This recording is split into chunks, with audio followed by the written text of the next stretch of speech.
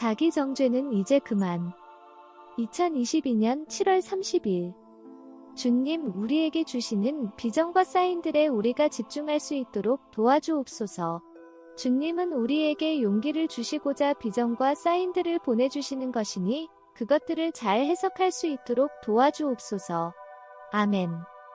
사랑하는 가족 여러분, 최근 저는 제가 올바르게 하고 있는 것들보다도 저의 부족함과 실패를 더 많이 집중하며 살고 있어서 힘든 시간들을 보내고 있습니다. 그래서 아침에 일어나면 이렇게 생각합니다. 아, 어제 그걸 회개해야 해. 이것도 회개해야 해. 마치 자기 정죄를 위해 일어나는 것 같습니다. 물론 그럴 때는 원수 결박 기도를 했어야 하는데 그러지도 못했을 때가 많습니다. 그 기도를 했을 때와 안 했을 때 차이는 정말 큽니다. 하지만 그런 중에도 뭔가 희망과 기대감이 제 마음에 감돌곤 합니다. 주님은 그렇게 그 날에 이루어질 일들에 대해 기대감을 가지고 계신데 저는 올바르게 하지 못했던 것들에 대해 자기 정죄감을 가지고 있곤 합니다. 예를 들면 이곳저곳에 쿠키를 숨겨두고 먹는 행동 같은 것이 죄책감이 느껴집니다.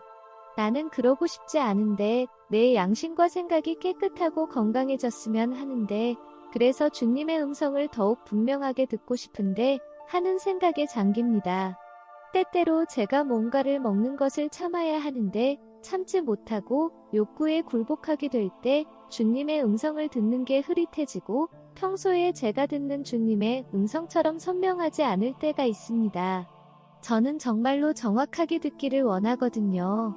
그래서 주님도 이 메시지를 통해서 이 문제에 대해서 말씀해 주셨습니다.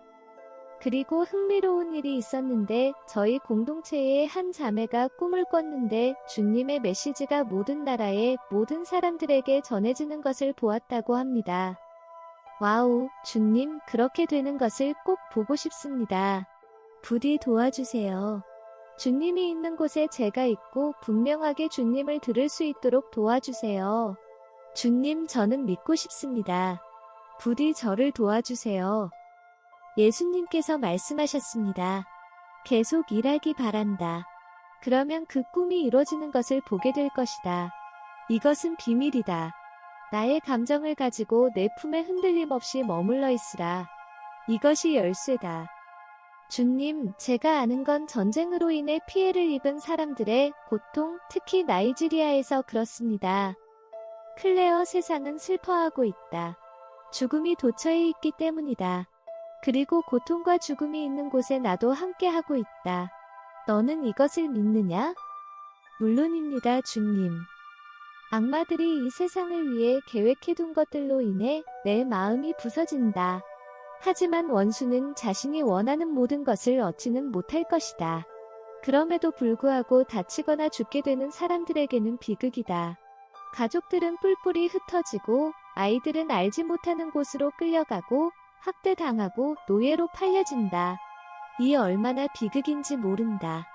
너희가 이런 압도적인 절망을 느끼고 이런 일이 안 일어나도록 기도하는 것은 매우 잘하는 것이다. 그렇지만 가장 먼저 내게 가까이 와서 내 품에 꼭 붙어있길 바란다.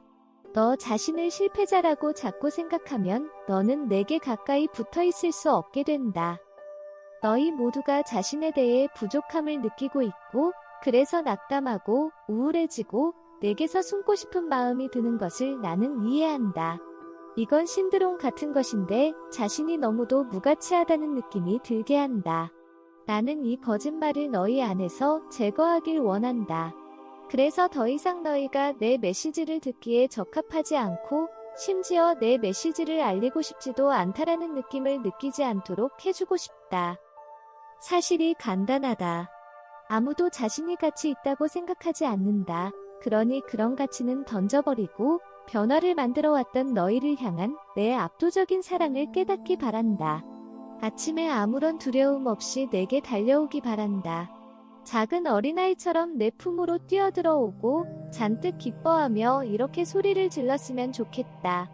예수님, 오늘 우리 뭐해요? 아이들처럼 이렇게 하길 바란다.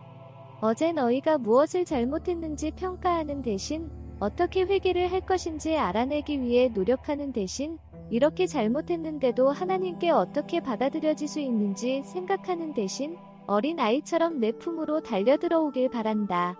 단순하게 생각하고 아이처럼 이렇게 말하길 바란다.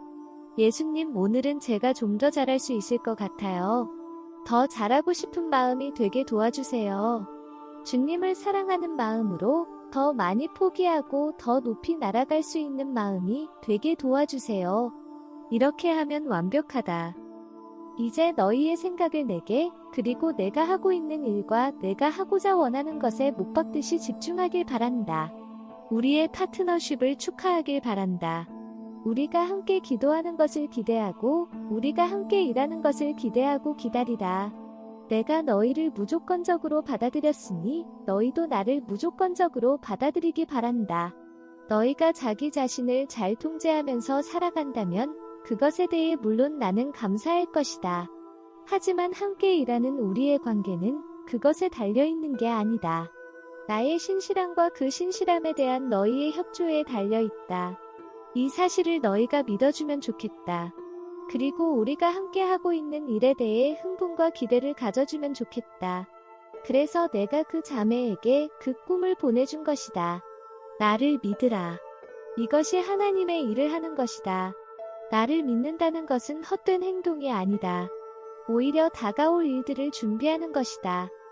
그곳에 도달하는데 갈 길이 많이 남은 게 아니다. 그러니 계속 가자. 불신이 너희의 발목을 잡고 질질 끌어 당기게 하는 일을 더 이상 하지 말고 은혜의 밧줄을 굳게 붙잡고 너희 자신을 내 마음으로 가까이 끌어당기길 바란다. 내 마음, 그곳은 모든 선한 것이 나오는 곳이다. 그리고 내가 나의 음성을 듣는 것에 대해서는 걱정하지 말기 바란다. 이건 전혀 문제가 되지 않을 것이다. 생활의 자잘한 일들은 그대로 놔두길 바란다. 그러면 다른 사람이 그것을 도와줄 것이다. 내가 그 자매에게 그 꿈을 준 이유는 너희가 믿음을 가지라고 그런 것이다. 매일의 삶이 행동의 연속 그 자체로 끝나지 않는다는 것을 보여주기 위해서였다. 내 사랑하는 신부여, 이제 알겠느냐? 네, 분명히 알겠습니다. 그런데 저는 왜 가끔 흐리멍텅함을 느끼는 건가요? 더위가 너를 압도했기 때문이다. 단순히 정신을 똑바로 차리고 행동할 준비를 하고 있기 바란다.